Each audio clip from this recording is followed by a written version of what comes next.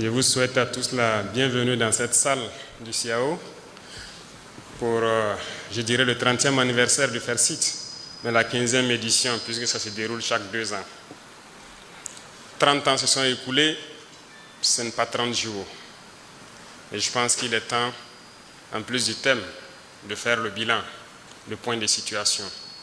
Et je tenais donc à féliciter tous les chercheurs, tous les enseignants, chercheurs, tous les inventeurs, tous les innovateurs, pour tout le travail qui a déjà été abattu, malgré les difficultés qui peuvent donc se trouver sur le chemin. Une fois, j'ai demandé au ministre et pourquoi les gens ont tellement besoin d'argent pour faire la recherche. Il m'a pris juste un exemple, comme quoi, pour juste analyser certaines cellules, les gens ont besoin d'aller en Europe pour avoir accès et payer et avoir accès à des microscopes électroniques à balayage et bien d'autres choses qu'il m'a citées. Et c'est ce jour aussi que j'avais compris que nous ne disposons pas de certains équipements de laboratoire. Et j'ai pris l'engagement qu'en 2026, peut-être au premier trimestre, ces équipements de pointe de dernière génération pour la recherche seront au Burkina Faso.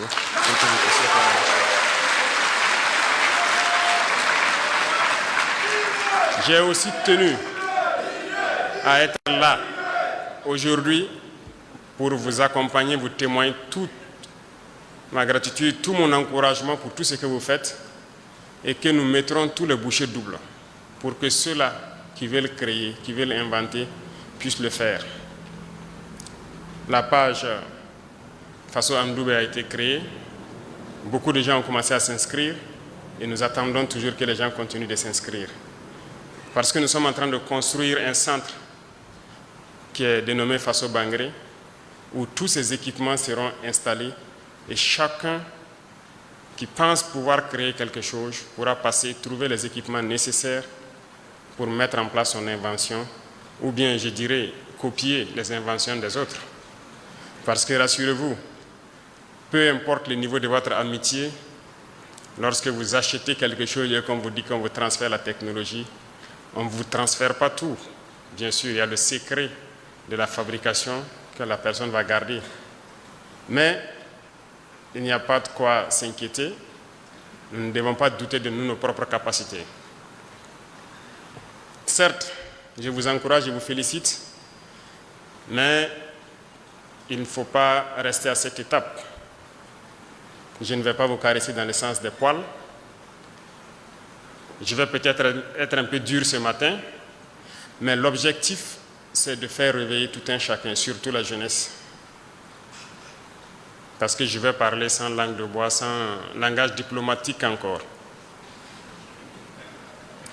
Bien sûr, l'Afrique est le berceau de l'humanité et c'est scientifiquement prouvé, n'est-ce pas? C'est vous les scientifiques qui avez trouvé cela. Ça veut dire que le premier homme est venu d'Afrique. Et pourquoi l'Afrique est dernière aujourd'hui? Je pense que ce sont ces débats qui devraient animer nos plateaux télé, nos espaces scientifiques, pour comprendre pourquoi l'Afrique est dernière. Vous vous êtes posé la question, je suppose. Quelque chose n'a pas marché. Et aujourd'hui, le Burkina Faso a décidé de faire la révolution.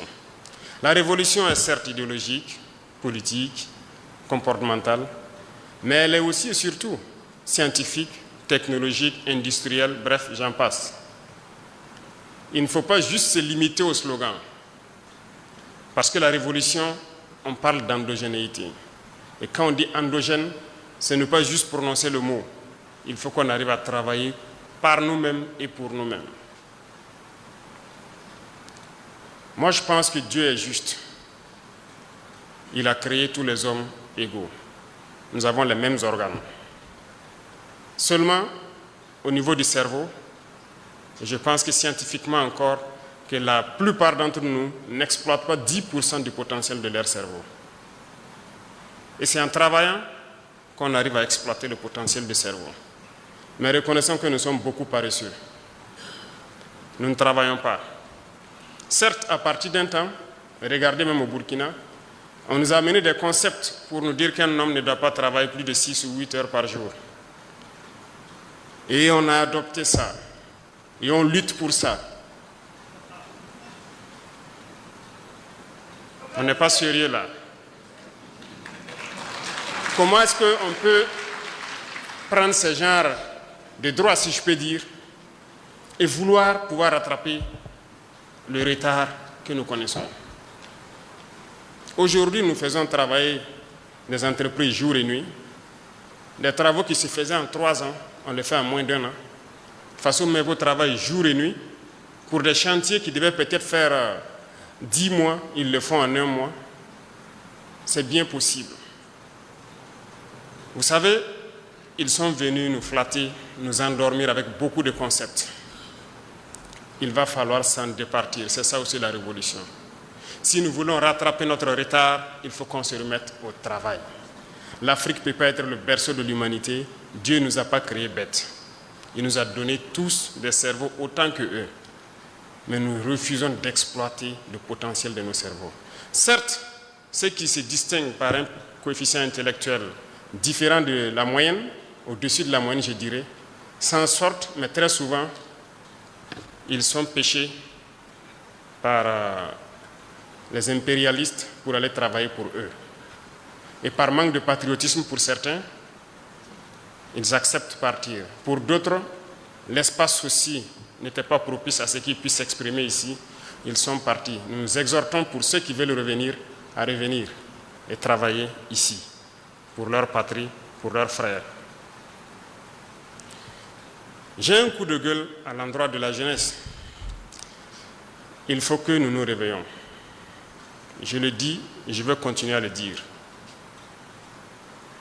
Ne croyez pas que boire, danser, chanter, faire la fête peut nous amener à atteindre un certain niveau. À travers ce comportement, on ne peut que rester esclave, à consommer et à consommer ce qu'eux ils produisent, mais surtout en leur donnant à vil prix nos richesses, notre sous-sol, parce qu'on n'a pas le choix, on ne sait rien faire. Moi, je suis venu pour encourager la recherche, pour encourager l'innovation, pour encourager la technologie. Il faut que nous puissions créer. Prenons un exemple. Nous sommes dans cette salle. Voici des brasseurs qui tournent partout. Qu'est-ce qui empêche des jeunes burkinabés de aussi créer des brasseurs, de mettre une structure en place pour produire ces brasseurs? On peut au moins se copier. Voici les climatiseurs. Qu'est-ce qui nous empêche de le faire? Pensez-vous qu'ils sont plus intelligents que nous? La réalité est là. Comment nos ancêtres faisaient-ils pour reconnaître un sol ferralitique d'un autre sol? Comment faisaient-ils pour exploiter ce sol, extraire le fer, fabriquer leurs outils? Répondez-moi. Ils étaient donc plus intelligents que nous. Qu'est-ce qui nous rend donc de plus en plus bêtes? Il faut se poser les questions et les mots les plus justes.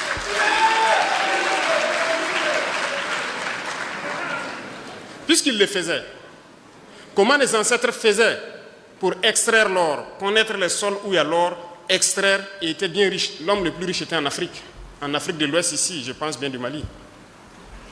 Comment faisait-il pour qu'aujourd'hui, à partir de quelques décennies en arrière, tous nos jugements d'or sont donnés aux autres pour qu'ils viennent exploiter et faire ce qu'ils veulent?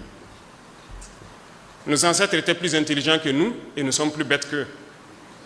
Comment avons-nous fait pour devenir plus bêtes?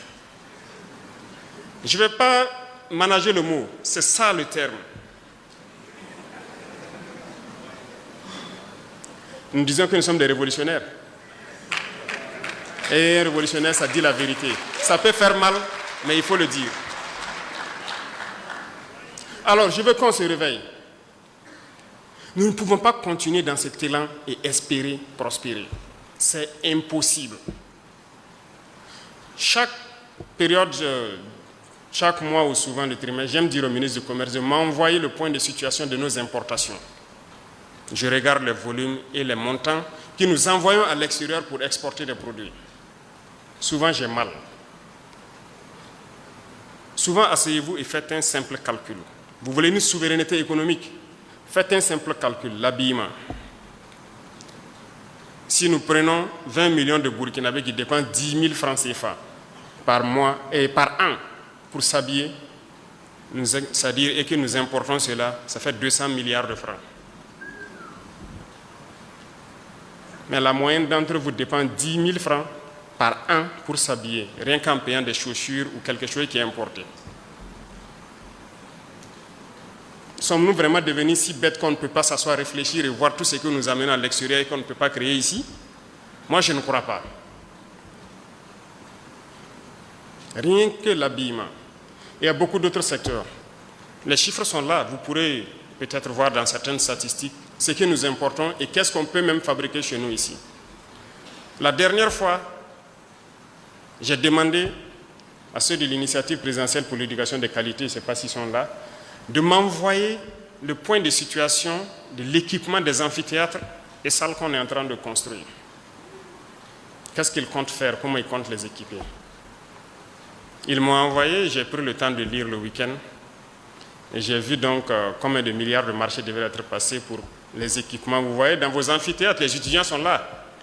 Dans les amphithéâtres, vos tables bancs et tout, dans les bureaux et tout ce qui s'ensuit. C'est beaucoup d'amphithéâtres en construction, donc c'est beaucoup d'équipements. Et j'ai vu donc les normes qu'ils ont mis et tout ça. Tous ces meubles donc devraient être commandés de l'extérieur. Alors je les ai dit, voilà ce qui va se passer. Soit nous fabriquons ça nous-mêmes à partir de nos menuisiers, nos soudeurs ici, ou bien vous rentrez en brousse, vous trouvez tous les bois morts, vous coupez des tabourets et vous venez mettre dans les universités. Lorsque les étudiants vont s'asseoir sur ces tabourets, si ça les fait mal, c'est sûr que parmi eux, certains vont avoir donc l'intelligence de créer les bancs que nous faisons. Ou bien, on trouve dès maintenant des menuisiers et des soudeurs de chez nous qui vont fabriquer ce type de bancs pliables que nous souhaitons. Mais je pense que c'est en cours, hein. N'est-ce pas, les DIRCAP? Il y en a. Ça veut dire qu'il y a la ressource. Mais pourquoi ces milliards devraient sortir pendant que des gens peuvent travailler à l'intérieur pour le faire? Vous êtes capable de faire des choses. Et d'ailleurs, que ce soit ministre ou directeur, président d'institution, il y a plus de... Depuis l'année passée, je disais aux gens, quand je faisais l'arbitrage, ceux qui ont les bureaux cassés ou quoi, j'ai dit de prendre des cailloux et puis caler, jusqu'à ce que ça ne tombe pas. Si ça tombe, fabriquez ici. Personne n'importera des meubles de luxe au Burkina pour ces bureaux. On fabriquera ici.